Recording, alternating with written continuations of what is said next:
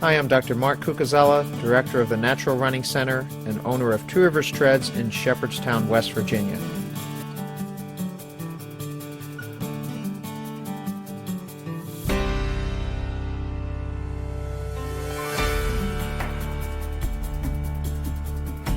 Our goal is to improve your running economy and reduce impact and injury. What is running economy? Essentially, this is the amount of energy used to run a certain speed. By moving in a more efficient pattern, we move faster with less effort. We can improve running economy by running more, but only up to a point. 60 to 80% of runners get hurt every year, and many suffer the effects of overtraining and fatigue. If we can improve our movement, we reduce the risk of injury and recover better from every run. So what are the simple principles of running economy? The first principle is understanding and optimizing the elastic component of running. With efficient running, energy is stored in the tendons and returned to forward motion with every stride. Think of this as a spring or strong rubber band. As long as the spring is stiff and strong, the more it is loaded, the more energy returned. The spring attenuates shock also, as well as reduces the muscular work of running. Think about jumping rope or watching an animal hop in nature. Let's look at the gait cycle. When the foot hits the ground, the glutes, quads, and abdominals activate to support and stabilize the hips, spine, and pelvis. It is critical that this action happen quickly and with strength. The posture is tall. The Achilles, plantar fascia, and calf load elastically as the hips extend rearward, also loading elastically. When the hip is fully extended, the knee reflexively drives forward. The faster runner will facilitate this action with an active knee drive forward to complement the recoil. Once the knee is moving forward, just let it go. The momentum of the knee recoil causes the lower leg to fold under the thigh, shortening the lever. The foot is not picked up by lifting the heel with the hamstring.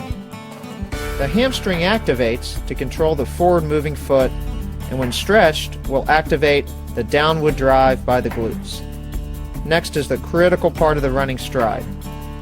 When the foot is extended in front of the knee, the runner must activate the glutes to bring the foot down under the center of mass, thus effectively loading the spring in the proper vector. The more powerful the downward force, the better the elastic return. This is free energy.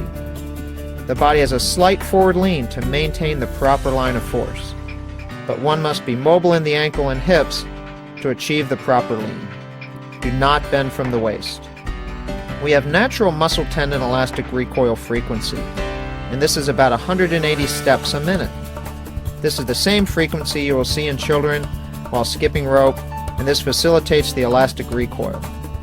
50% of energy is stored and reloaded if the cadence is optimal. Try running in place with a slow, sticky cadence and with a quicker, springier cadence. What is less work? What is more important than what part of your foot hits the ground first is whether you are loading elastically in the right position. Your foot should land close to under the center of mass. Your foot should not be reaching out. Try for a shorter ground contact time. Do not push when the foot is loaded. Just load and spring.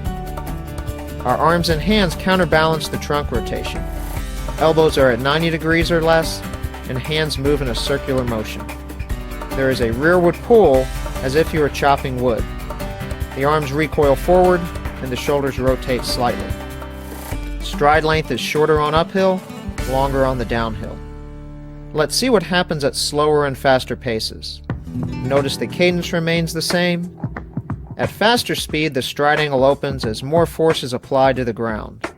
Essential range of motion in the ankles and hips allows the fast pop off the ground in the right vector. From the back view, we see an aligned pelvis and leg and minimal crossover in the legs. The foot lands under the hip, and with a strong hip and core, the pelvis remains supported. So let's review the essential features of natural running. Run tall with a proper posture. We say you can't fire a cannon from a canoe, so the inner core must be strong and stable. Planks, bridges, and a shoe with more proprioception optimize this.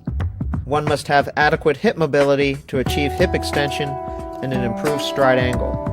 The glutes must be active and strong. We recoil off the ground by applying a force to the ground. The glutes are the fatigue and injury-resistant primary movers in humans. In a sitting world, these muscles are often left asleep when we walk and run. Now let's look at a few patterns which could be improved. Notice the feet landing well in front of the knee, the dorsiflexed foot, the lack of hip extension, and the short stride angles. In this pattern, which we call prancing, notice that the foot is loading well in front of the center of mass. This uses a lot of energy and is not elastic.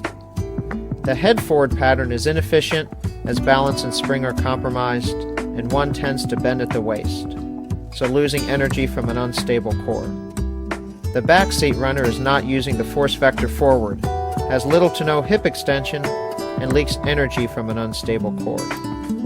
The purpose of drills is to reinforce the proper movement patterns, not to build fitness. In almost every activity we do, there is a focus on drills to improve technique.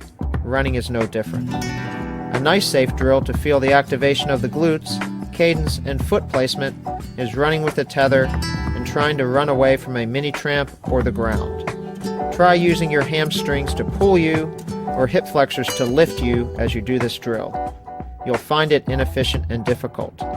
Progress to pulling a tire or a sled if you wish to enhance the drill. The razor scooter is fun and is a great practice for foot placement and getting the foot to the ground in the right vector, as well as extending your hip. Try doing this in the heel strike pattern. It does not work. Running with a jump rope is also an amazingly simple drill for posture, balance, and rhythm. It is very difficult to overstride while doing this. Now let's learn to run. Get yourself tall, run in place with an elastic rhythm. It's more work if you slow the steps. Now pretend like you're going to give someone a kiss. Change the force vector and you move forward.